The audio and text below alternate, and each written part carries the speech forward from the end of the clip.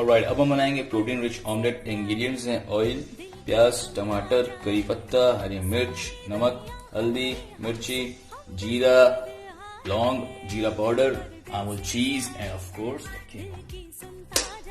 Eggs.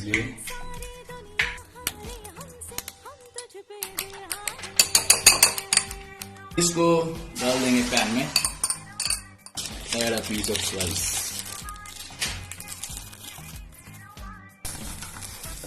और अब लाजवाब प्रोटीन ऑमलेट। टेबल नंबर बताइए सर।